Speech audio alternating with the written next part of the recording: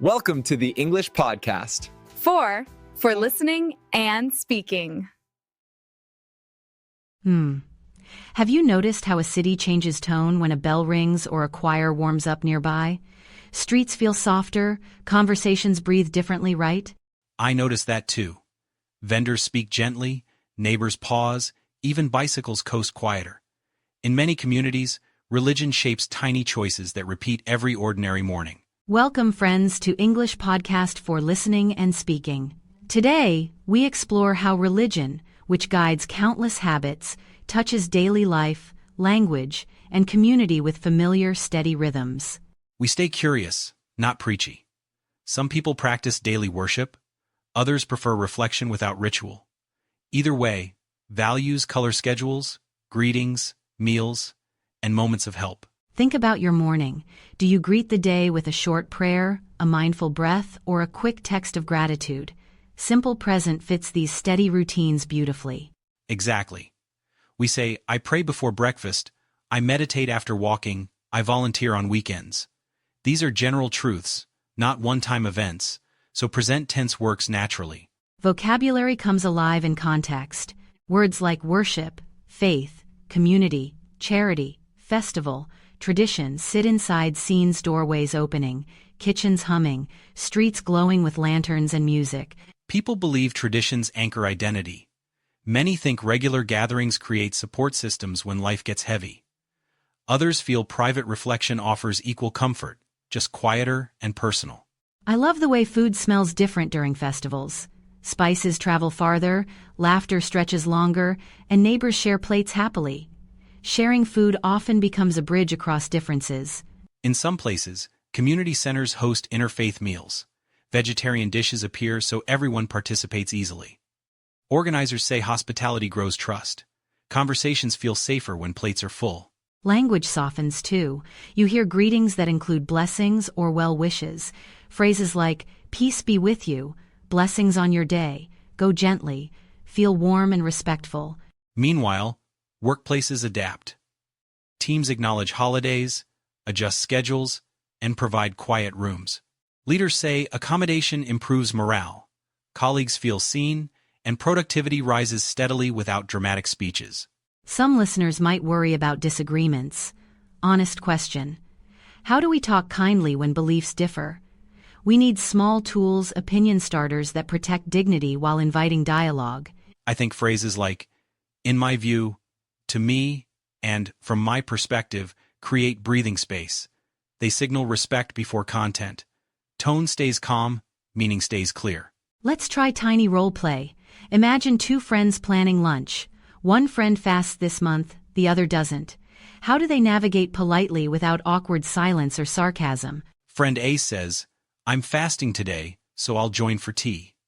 Friend B replies, I understand. I'll eat after. Would tea and conversation work for you? That exchange uses present truths. I'm fasting. I understand. No drama, no pressure. It respects boundaries and keeps companionship alive. Culture breathes best inside gentle sentences like these. Another scene. A neighbor invites you to a weekend service. You're curious but unsure. Polite curiosity opens doors. I appreciate the invitation. Could you explain what to expect? That question, could you explain what to expect, feels welcoming and careful. You're not promising attendance immediately. You're learning first. Knowledge reduces worry. Worry often disguises as skepticism. Festivals brighten language. People say, the procession starts at sunset. Families decorate gates. Drums echo across the square. Volunteers distribute meals. Present tense carries the predictable pattern. And music. Choirs practice weekly. Call and response patterns teach rhythm and memory. Children learn lyrics early. Grandparents remember melodies forever. Songs become portable history the whole neighborhood shares. Some listeners live in secular neighborhoods. Daily kindness still grows there. Book exchanges, community gardens, charity drives. People believe compassion survives labels. It chooses practical doors every time. Let's explore conscience and values. Conscience is that inner guide saying, return the wallet, tell the truth, apologize quickly. Religion often shapes that voice, but experience helps too. When communities encourage reflection, people check impulses. A short prayer, a silent minute, a candle. I see these as speed bumps for anger. Many think pauses protect relationships. Humor belongs here too, softly. I once whispered a thank you before coffee, then realized the cafe was absolutely silent. My friend grinned, then whispered back, "Amen to caffeine." Ha ha ha, gentle and harmless. Humor that lifts, not mocks, survives every setting. People prefer laughter that includes everyone over jokes that bruise someone's identity or practice. Now, boundaries. Some homes keep sacred corners, mats, candles, small texts. Visitors ask, "Would you like me to remove shoes?" That sentence respects space without pretending expertise. At work, a teammate might say, "I'll step out for noon prayer. I'll return in 10 minutes. Clear time statements prevent confusion. Colleagues adjust easily with predictability. Teachers often schedule exams thoughtfully, avoiding major holidays when possible. Students feel supported, and anxiety drops. Compassion like that turns rules into relationships, not just calendars. Let's anchor a few terms inside ordinary sentences. Worship becomes, people gather to worship on Fridays. Faith becomes, faith guides daily patience.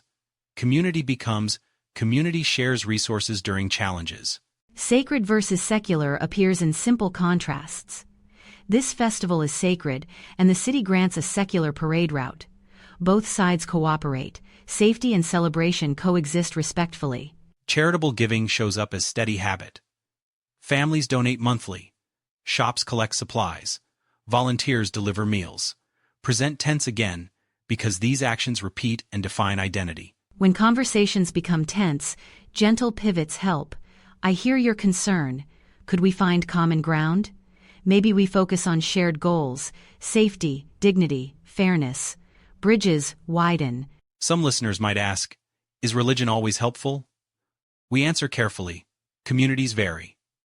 Many believe sincere practice inspires service. Others worry about misuse. Nuance matters more than slogans. That word nuance invites careful listening. Before we speak loudly, we collect context. Who speaks, who benefits, who feels unseen. Wise questions keep any discussion human and balanced. Grammar glance. Still inside conversation. Simple present describes things that are usually true. Weekly services. Seasonal fasting. Regular charity. We avoid dramatic timelines.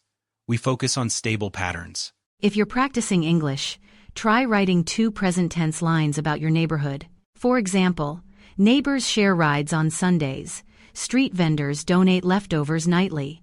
Tiny lines, big clarity. Opinion starters soften edges. I think the evening service calms traffic. To me, the morning chant sounds brighter than announcements. Personally, I appreciate quiet reflection spaces. Now, a quick cultural travel tip. When visiting any sacred place, dress modestly, ask questions quietly, follow signs, and mirror local behavior. Kind curiosity travels farther than confidence. I'd add footwear, etiquette, and photography permission. People often protect holy spaces. A quick, "Is this all right?" transforms potential conflict into gracious cooperation. Listeners, your turn. Where do you notice values guiding daily choices, market lines, bus seats, classrooms, kitchens? Share one sentence below using present tense, clear and simple. And another question. Which greeting feels respectful in your town? Share the phrase and why it matters. Your comments teach the whole community more than a textbook can. Early reminder, if this conversation helps your English, like and share so more learners join us. Commenting improves memory. Posting becomes practice, not just applause. Let's peek ahead gently. We will move from morning routines into deeper daily practices, mealtime blessings, weekly gatherings, meditation moments, and charitable habits that turn kindness into structure. We continue smoothly, no hard edges. Imagine the smell of evening bread, steam rising quietly, friends arriving with stories, and a small lamp glowing in the corner. In many homes, gratitude appears before the first bite. People say thanks, or breathe slowly, or recall a teaching. Regular appreciation keeps impatience smaller than appetite. That's where Section 2 naturally begins, at the table, in doorways, on sidewalks, where ordinary minutes carry extraordinary meaning. Stay with us, your stories belong beside ours. Picture a kitchen at sunset, steam curling over soup, quiet footsteps arriving, and someone whispering thanks before spoons touch bowls. Small rituals steady nerves and shape the whole evening. I imagine a doorway where shoes line up neatly, coats pause on hooks, and a short blessing sets the tone. Simple present captures habits that repeat gently, night after night. People say gratitude before eating because gratitude softens hurry.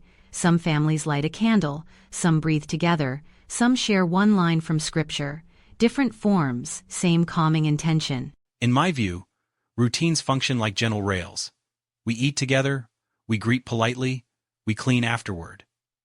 That predictable sequence keeps friction smaller than hunger and conversation brighter than screens. Vocabulary arrives naturally here. Worship appears at the table when intention guides behavior. Faith becomes visible through patience. Community starts with dishes shared and stories offered without competition. Charity often begins in kitchens, too. Families prepare extra portions for neighbors, volunteers pack boxes weekly.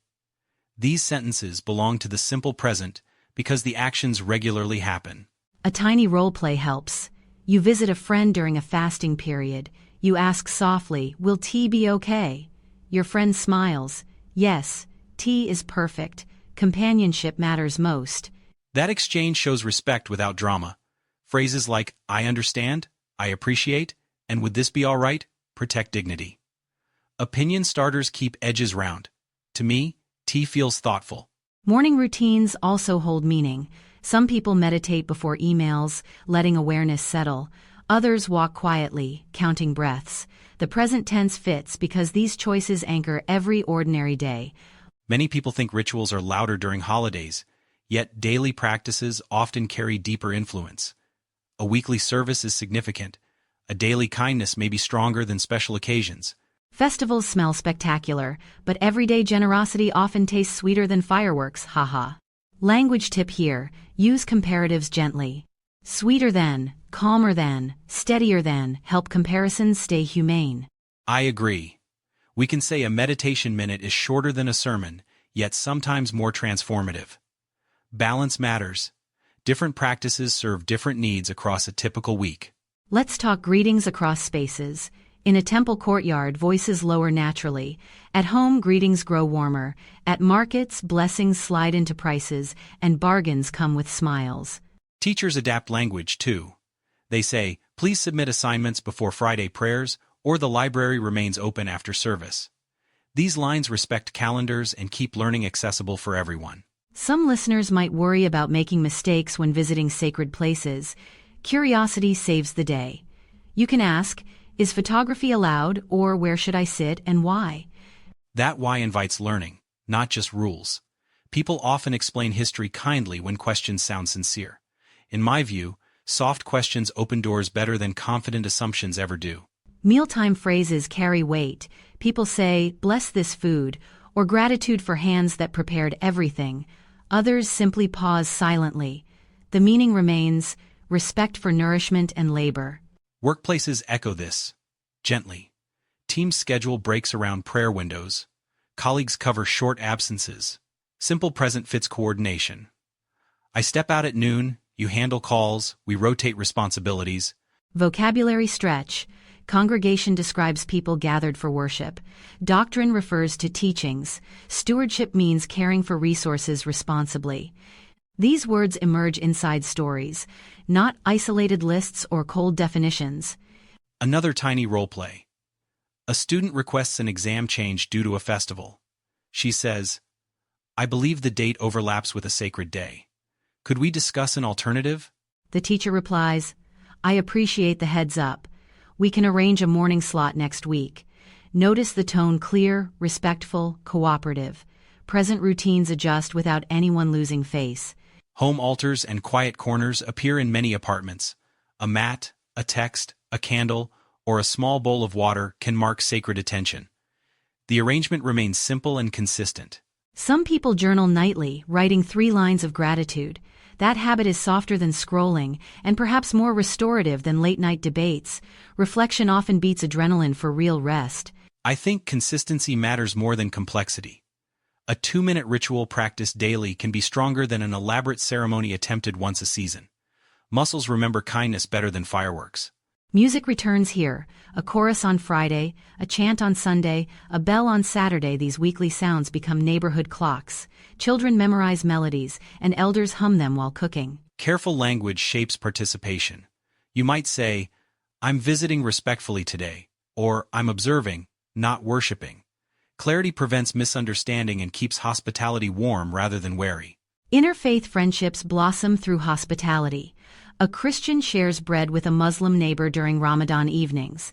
A Buddhist teaches breathing exercises to a secular runner. Kindness needs no passport stamp. Some listeners prefer secular language. No problem. Words like reflection, values, purpose, and community carry meaning without doctrinal edges. Everyday actions still communicate respect and belonging.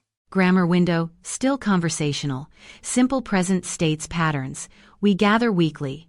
People donate monthly. Children help nightly. Opinions use reporting verbs. People believe generosity multiplies happiness. Many think patience prevents conflict. Comparatives again, softly. A daily prayer may be quieter than a festival, yet equally meaningful. A whispered blessing can be stronger than a marching band in shaping behavior. Let's spotlight charity. In many towns, congregations organize food drives, tutoring, or health clinics.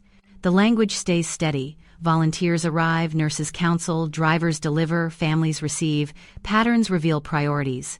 Workplace ethics often mirror faith-shaped values. Honesty, punctuality, and fairness surface in choices like returning overpayments or crediting teammates. People think integrity belongs everywhere, not just inside sanctuaries. Hospitality vocabulary grows useful quickly. Offerings can be food, time, or attention. A blessing might be words or a gesture. Fasting means skipping certain foods or hours to focus inward. Pilgrimage describes travel to a sacred place. Some journeys take days, others take 10 minutes to a neighborhood shrine. The scale changes, but intention remains constant in the present. Parenting also reflects beliefs. Families tell stories before bedtime that emphasize compassion and courage. Those stories become roadmaps children follow at school, online, and later at work. Digital life participates too. People set reminders for reflection, silence notifications during services, or share community events responsibly. Technology follows values rather than dragging values behind glowing screens. A delicate topic now: disagreement without disrespect. Two friends hold different beliefs. One says, "I feel uncomfortable during that chant." The other answers, "I respect that, let's meet afterward." That exchange keeps friendship larger than ritual differences.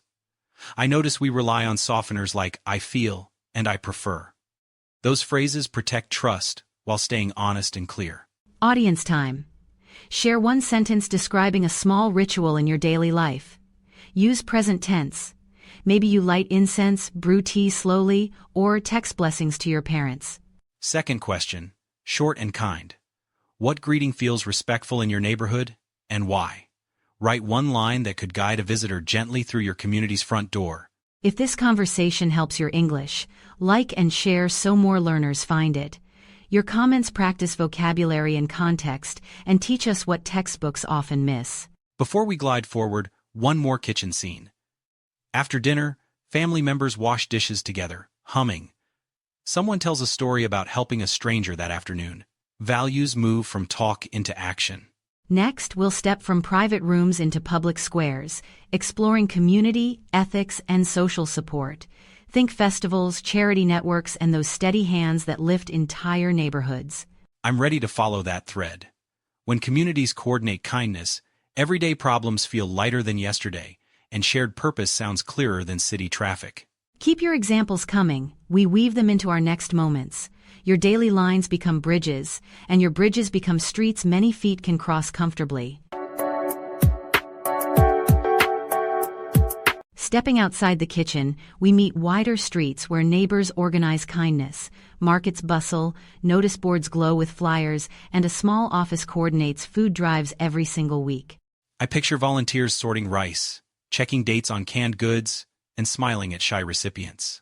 In many towns, congregations and secular groups cooperate because hunger ignores theological boundaries completely.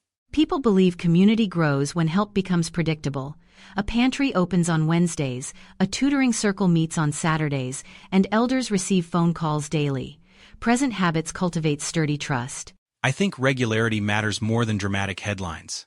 A quiet schedule beats one loud gala. Consistency carries heavier loads than spectacle, and families rely on those dependable shoulders gladly. Festivals reveal cooperation beautifully. Streets close, lanterns rise, musicians rehearse, and safety teams guide crowds. A temple kitchen prepares vegetarian meals, so everyone participates without worry about dietary restrictions. That decision models inclusion through details. Organizers say inclusivity starts in kitchens and signage. Clear labels, multilingual directions, and shaded rest areas transform festivals from exhausting marathons into welcoming gatherings. Ethics appears in small choices. Vendors return overpayments, lost wallets reach community centers, and announcements thank volunteers publicly. Gratitude in the present tense keeps generosity alive rather than accidental. Vocabulary check inside real scenes helps memory. Congregation means people gathering, stewardship means caring for resources wisely, doctrine means teaching, charity means organized help, pluralism means different beliefs coexisting respectfully. Let's try a micro-story. A storm floods houses, a mosque opens its hall for blankets, a church shares generators, a school kitchen cooks soup. Labels matter less than neighborly timing. That story shows pluralism acting like a rescue rope. People think doctrine should guide compassion, not block it. When needs surge, shared purpose outruns boundaries and dissolves old suspicions. Polite disagreement still exists. A resident worries loudspeakers disturb late workers. Another values traditional chants. They talk calmly, adjust volume, and end with tea. Compromise tastes like cinnamon sometimes. I prefer structured dialogue circles. A facilitator invites opinion starters, sets timing, and records decisions honestly. Meetings end on time, promises land clearly, and resentment stays smaller than progress. Support systems stretch beyond emergencies. Childcare swaps help parents attend services or classes. Homework clubs meet after rehearsals. Teens practice leadership by organizing donation drives and writing cheerful thank you notes. Employers also cooperate. Managers schedule breaks for noon prayers, allow festival leave, and encourage respectful clothing choices when customers visit sacred sites. Policies in present tense prevent daily confusion. Some listeners ask about boundaries. Good question. Boundaries protect sincerity. You can decline invitations kindly, offer alternate times, and still contribute during community service. Honesty maintains friendship better than avoidance. Language makes boundaries gentle. Try, I appreciate the invitation, I can join after 8. Or, I prefer quiet reflection today. I will help tomorrow. Present words, steady tone, strong respect. Mentors play huge roles. Elders teach stories about courage and generosity. Youth bring fresh energy, digital skills, and speedy logistics. Intergenerational teams complete tasks faster than single-age groups. I love when teens design bilingual posters, adding icons and simple verbs. Accessibility grows attendance, reduces confusion, and prevents the classic problem of, I never knew where to go. Schools cooperate during festivals. Teachers assign reflection prompts about values, not dogma. Students write about service, forgiveness, or patience. Grading focuses on clarity, empathy, and evidence from experiences. Speaking of evidence, ethical claims strengthen with examples. Rather than saying, our town is generous, show receipts, meal counts, volunteer hours, repaired roofs, reopened classrooms, calmer streets after storms. Let's stage a tiny respectful disagreement. I might say faith communities sometimes move slowly in emergencies. You might answer that caution protects safety. Both concerns can live together productively. Exactly. I think checklists exist for reasons. Fire codes and food safety prevent second disasters. Speed matters, but reliability matters too. Balance keeps compassion safe rather than reckless. Charity also includes listening. A visitor confesses loneliness after moving cities. A volunteer says, sit with us, share tea, tell us you're weak. Presence becomes support more than supplies. Language tip for volunteers. Replace commands with invitations. Instead of, fill this form now, try. Could we complete this together? The second sentence respects dignity and improves cooperation immediately. Interfaith councils reduce friction with simple practices, rotate meeting spaces, learn basic greetings, and summarize decisions in plain language. Transparency shrinks rumor size and multiplies trust quickly. Technology helps coordination. Shared calendars show service times, holidays, and volunteer shifts. Group chats announce needs quickly. However, privacy remains sacred. Administrators protect data carefully, not casually. Let's touch ethics at work again. People believe fairness must survive deadlines. A manager credits a colleague publicly for a successful event. Recognition strengthens community better than silent efficiency. Comparatives illuminate decisions. A clear schedule is better than generous promises. Measured budgets are safer than enthusiastic guesses. Humble planning proves stronger than heroic improvisation during crowded festivals. Health partnerships matter too. Clinics provide screenings at community halls. Faith leaders encourage vaccinations using local languages and calm explanations. Science and spirituality cooperate instead of competing. I think that cooperation reduces fear. When trusted voices share evidence, neighbors listen longer. Present tense keeps the message grounded. Clinics open, nurses counsel, families decide with confidence. Another role play, short and practical. A neighbor asks why volunteers separate recyclable offerings. You reply, "We respect the environment today, so tomorrow's festival feels cleaner than last year's version." The comparative lands softly and motivates action. Progress feels achievable when yesterday becomes the benchmark, not an argument. People join improvement when language stays friendly and measurable. Accountability remains essential. Community boards publish spending summaries monthly. Donors see totals clearly. Questions receive answers promptly. Openness keeps generosity growing rather than withering into suspicion. Let's bring in discussion vocabulary now. Perspective, nuance, and context prevent oversimplifications. Common ground appears when goals align, like safety, dignity, and fairness. Bias shrinks when we compare evidence openly. I like practicing empathy with a hallway thought experiment. Imagine standing outside a service you don't attend. What tone, signs, and smiles would help you breathe easier and enter? That exercise improves design immediately. Add welcome tables, multilingual notes, and quiet seating. Simpler entrances reduce anxiety. People think kindness lives in architecture as much as in speeches. Grammar, gently folded into real talk. Simple present handles systems. The pantry opens Wednesdays. Rideshare teams operate nightly. Volunteers log hours weekly. These verbs hold the skeleton of community. Opinions still need soft entries. We can say, "I believe afternoon distributions reduce heat risk," or "I think morning lines help parents." These starters invite data instead of defensiveness. Storytime, compact and true to tone. A bakery donates bread nightly. A youth group slices and packs sandwiches. A retiree organizes routes. A nurse adds fruit suggestions for balance. That network runs smoother than last summer because roles stay clear, routes shorter, and check-ins friendlier. Improvement sounds ordinary, yet ordinary excellence usually outlasts extraordinary speeches. What about conflict? Two groups request the hall at once. A mediator proposes alternating Fridays, shared storage, and a joint cleanup roster. Fairness walks in with broom and calendar. I prefer written agreements emailed afterward. Memory drifts, documents don't. Present tense clauses keep expectations clear and reduce friction. Everyone returns next week, knowing exactly what cooperation requires. Audience moment now. Share one sentence describing a support system in your neighborhood. Use present tense and one community word, like congregation, pantry, or stewardship. Keep it warm and specific. Second question, short and focused. Where do different beliefs collaborate effectively in your town, and how? Offer one example that others could copy tomorrow without complex budgets or stress.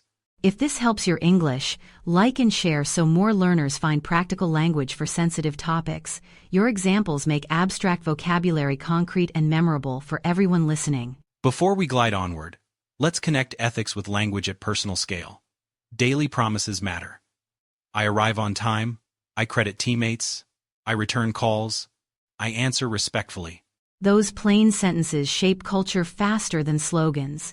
In homes, schools, offices, and halls, small, faithful actions become the architecture of trust and the soundtrack of dignity. Next, we'll shift toward language mechanics inside everyday scenes.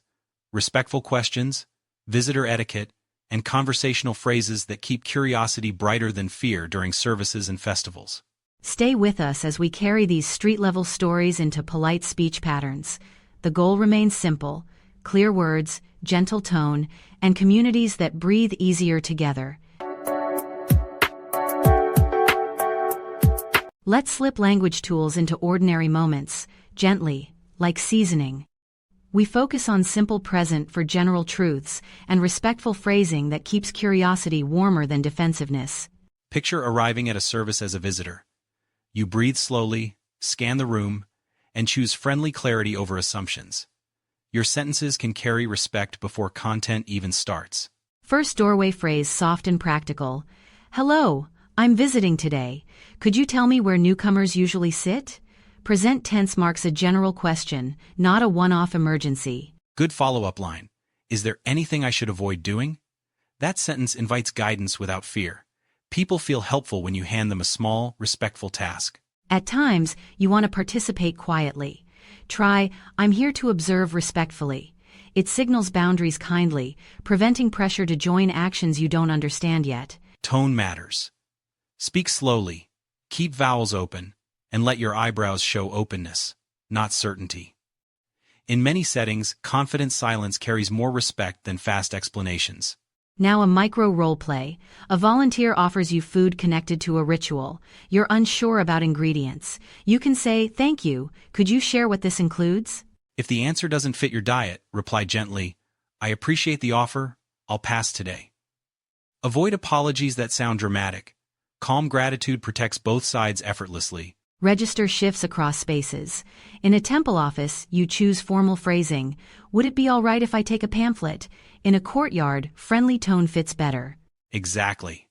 Formal language uses modal verbs and softeners. Friendly language keeps warmth, still respectful. Both registers live in the present tense because customs usually stay consistent across weeks. Visitor etiquette includes clothing questions. Try, is my outfit appropriate for this space? That direct line beats guessing. Many hosts offer wraps or scarves happily, no embarrassment required. Photography brings tension quickly. Ask, is photography permitted here? If yes, add, where should I stand so I don't disturb anyone? Positioning shows you care about others' focus. When sound levels rise, clarity helps. I hear the chant begins now. Where should visitors stand? You're reading context and requesting guidance with present tense verbs and polite curiosity. Now the mealtime corner. If food follows service, ask, does everyone line up here? Then, are there ingredients people avoid today? Those lines protect inclusion and reduce awkwardness. Opinion starters protect relationships during sensitive talk. In my view, quiet reflection helps me focus. See how the sentence owns perspective without judging others' choices or styles? Another softener. To me, this feels meaningful because it connects neighbors. You explain why, not why others should agree. Explanations beat conclusions when navigating delicate ground. Let's practice boundary language. A friend invites you to participate. You say, I prefer observing today. I'm still learning. That polite present tense preference reduces pressure while maintaining friendship. If attendance conflicts with work, try, I usually meet clients on Friday evenings. Could we visit together next week? The word usually signals habit rather than disrespect or avoidance. Teachers listening might model respectful classroom questions. Who can describe a festival practice without naming doctrine? Students practice vocabulary like procession, blessing, offering, and hospitality inside neutral frames. Workplace example. Simple and clear. Our team schedules a quiet room at noon. Present tense states policy, not request. Then, colleagues can use it freely for reflection. Conversations sometimes drift toward debate. Gentle anchors help. Before we compare doctrines, could we talk about shared values like honesty and care? Values create common ground for difficult topics. If someone pushes hard, slow the tempo. I want to understand. Could you explain how this influences daily decisions? Asking for practical effects keeps discussion rooted in lives. Quick pronunciation nudges inside context. In worship, the P stays soft. In purpose, the R carries lightly. Small clarity upgrades reduce distractions when sincerity matters most. Vocabulary breathes inside examples. The congregation gathers weekly. The festival parade begins at dusk. Volunteers coordinate offerings. Verbs sit steady, showing predictability rather than dramatic, one-time events. Visitor greetings vary. Some communities shake hands, others bow lightly, others place a hand over the heart. Ask, how do people usually greet here? Then mirror kindly. If your greeting misfires, recover with humor and gratitude. I learned a new greeting today. Thank you for patience. Laughter that includes yourself softens edges instantly. Register also changes online. Event posts can say, everyone is welcome to observe, or please bring modest attire. Clear welcoming sentences prevent confusion before arrival even happens. When sharing photos afterward, caption carefully. Visitors were welcomed kindly by the community. Passive voice can protect privacy by focusing on actions rather than individuals' names. Tiny role play with a guide. You ask, what part of the service should visitors not record? The guide answers, please avoid filming during prayer, photos before and after work. Notice the present tense clarity. Avoid means a standing rule, not a temporary exception. When rules are clear and calm, visitors feel safer and more cooperative. Let's place language in a festival street. Drums echo, lanterns float. You ask, where do families usually watch? A volunteer points. You thank them, then step aside courteously. If you bring children, prepare a phrase. We'll step out if noise overwhelms them. Hosts appreciate readiness. It protects the collective atmosphere without drama or apology storms. Comparing registers again, softly. Formal, would it be possible to learn about the scripture? Friendly, could you tell me the story behind this song? Same respect, adjusted temperature. Interfaith conversations succeed with slow verbs. We meet monthly to exchange stories. We share tea and discuss service projects. These lines sound practical, welcoming, and unthreatening. Language for consent matters deeply. Is it okay if I join this circle? May I listen from the back?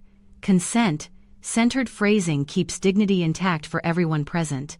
If someone declines, reply, thank you for letting me know. Do not negotiate aggressively. Acceptance now protects future invitations. Respect remembers better than charm. Diplomatic disagreement sounds like, I understand your belief. I experience this differently. Then add a bridge. We both care about kindness. Bridges make differences walkable, not walls. Teachers can rehearse these moves with students using neutral topics, seating, noise, photography, so confidence grows before sensitive themes appear. Rehearsal makes politeness automatic under pressure. Grammar peak, still conversational. Simple present marks systems, schedules, customs, and identities. It says who we are regularly, not who we were once upon a holiday. We can sprinkle comparatives without conflict. This service feels quieter than the festival. This chant sounds slower than last week's hymn. Observations, not verdicts, keep harmony alive. Now 2 visitor lines worth memorizing naturally. I'm grateful for the welcome. Your explanations help me understand. Gratitude oils conversation. Understanding reduces fear on both sides. When leaving, prefer gentle exits. I need to head out now. Thank you for hosting me. Leave before fatigue turns polite curiosity into fidgety impatience. Audience moment here. Share one sentence you would use when entering a sacred space respectfully. Keep it simple present. Teach us your city's kindness in 12 calm words. Second question for comments. How do people usually greet in mixed belief gatherings near you, and why? Your examples help travelers avoid clumsy moments and choose warmer, steadier words. If this helps your English, like and share so more learners find practical phrases for sensitive settings. Your comments become living examples future listeners can trust. Let's prepare the pathway to shared spaces and gentle boundaries next. Interfaith moments, workplace accommodations, and holiday planning require language that balances sincerity with flexibility. We'll keep the same heartbeat, simple present for customs, soft opinion starters for nuance, and kindness that travels well, whether you enter a shrine or a staff meeting. Imagine tomorrow's calendar: a workplace meeting, a community vigil, and a family dinner. One toolkit should serve them all: clear words, steady tone, and generous assumptions. That toolkit guides Section 5 as we blend bridges and boundaries. We continue walking together, carrying curiosity like a small lantern that brightens every doorstep we approach. Picture a weekday morning calendar breathing steadily. Team meeting at 10, community vigil at 6, family dinner at 8. One voice guides them all: clear words, steady tone, generous assumptions. I like starting with workplaces because routines shape courage. A manager says, "We schedule a quiet room at noon." Colleagues know expectations, and respect becomes ordinary rather than exceptional. When a holiday approaches, thoughtful language prevents stress. You might say, "I observe a festival this week. I'll finish tasks early." That present tense promise turns accommodation into collaboration. Teams reply with equal clarity. "We shift the client call to Thursday." Present decisions sound strong without drama. Logistics become bridges, not battles, and people breathe normally at work. Lunchrooms hold gentle negotiations.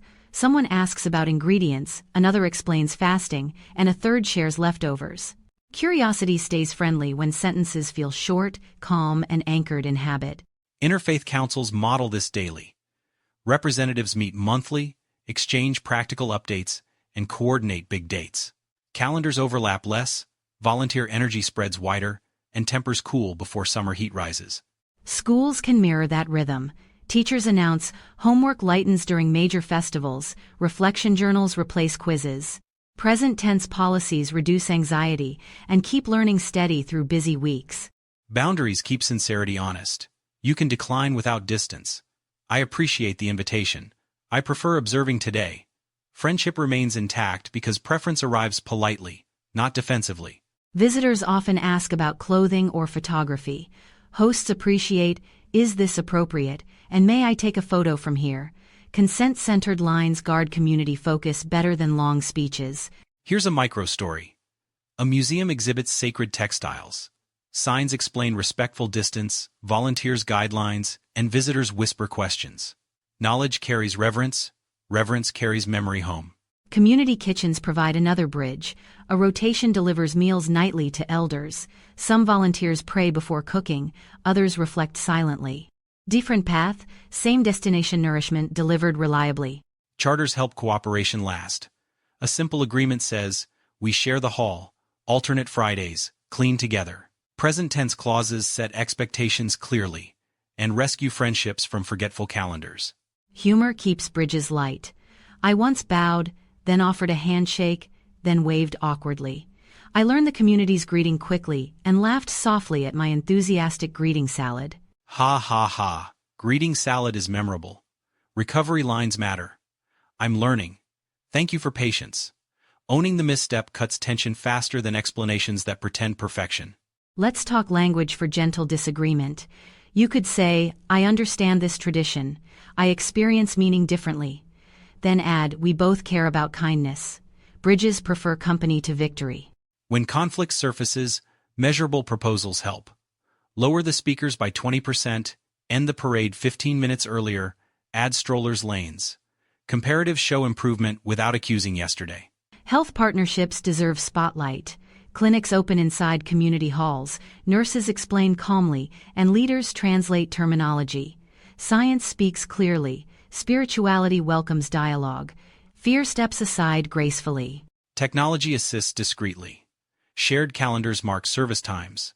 Group chats announce needs. Privacy settings stay strict. Respect online mirrors respect offline, so trust doesn't leak through screens. Grammar peek inside real life. Simple present describes agreements and customs. The council meets monthly. The pantry opens Wednesdays. The choir rehearses Fridays. Stability becomes audible, like footsteps. Opinions sit on soft cushions. I believe afternoon distributions help elders in summer. I think morning events help parents. These starters invite data rather than defensive arguments. Travel etiquette can be learned quickly. Ask one host, mirror one action, assist one task. Those three instincts, ask, mirror, assist, convert curiosity into belonging without stealing the spotlight. Families navigating mixed traditions often schedule two small observances instead of one big debate. Breakfast blessing from one side, evening candle from the other. Love learns choreography patiently. I enjoy boundary language for homes. You might say, shoes off near the prayer corner, please. The sentence is ordinary, not ceremonial. The tone protects meaning without intimidation. Workplaces can adopt similar clarity. The quiet room remains available from 12 to 2. Please keep calls outside. Written norms protect fairness better than heroic, case-by-case negotiations. Let's craft language for volunteer invitations. Join if you're free tonight. We pack meals from 6 to 7. Clear time windows respect energy and prevent guilt from masquerading as motivation. Celebrations often request inclusive menus. Vegetarian and allergy-friendly options widen the table. The sentence "we serve options for everyone" saves more feelings than 1,000 apologies afterward. Another micro role play. A visitor says, I feel nervous entering. A greeter replies, you're welcome to observe. Sit wherever you're comfortable. Comfort first, questions later, belonging throughout. If a practice surprises you, trade judgment for curiosity. You might ask, what meaning does this moment carry for you? Stories travel farther than instructions, and understanding walks behind them. Gentle pronouncing helps respect names and places. When unsure, ask speakers to repeat slowly, then echo carefully. People feel honored when their names arrive intact and steady. I like closing loops in writing. After events, send brief notes. Thank you for hosting. We learned a lot. Here's what worked. Feedback protects momentum better than applause alone. Language for apology should stay simple. I misunderstood the guideline. I'll adjust next time. That present commitment sounds stronger than a dramatic speech filled with excuses and weather forecasts. Conflict sometimes needs a mediator. The mediator says, let's restate goals in present tense: safety, fairness, volume, access. Agreement grows when verbs stand calmly instead of sprinting emotionally. Online conversations benefit from the same tone. Before posting, test a sentence aloud. Does this invite dialogue or spark a bonfire? Words can bless or blister. Choose breath over blaze. Let's gift a line worth sharing widely. Respect is the shortest bridge between different worlds, and we build it sentence by sentence. Short, warm, memorable, easy to quote anywhere. I love that line. It fits classrooms, kitchens, offices, and open squares. When we choose gentle sentences, we protect dignity while still telling the honest truth we carry. Audience time. Describe one shared space in your town and one rule that keeps it welcoming. Keep your sentence present tense, clear, and kind. Your example becomes someone's guide. Second question, simple and practical. What phrase have you heard that made you feel included immediately? Share the exact words. Your comments will teach us hospitality in real time. If this episode supports your English, like and share so more learners practice sensitive language safely. Community grows when useful phrases travel faster than misunderstandings. Before we close, let's braid the threads tightly. Customs describe who we are. Opinions reveal how we see. Boundaries protect sincerity. Bridges invite company. Everything breathes in present tense. And our toolkit remains portable. Ask respectful questions, mirror local kindness, assist practical needs, and keep sentences short, honest, and warm. That toolkit works on any street, any season. Thank you for walking with us today. Your stories, examples, and gentle corrections enrich this space. Keep teaching us in the comments. Tomorrow's kindness learns from tonight's words. We'll keep listening as your experiences arrive. Together we maintain spaces where faith, reflection, and everyday life cooperate, not collide, guided by language that serves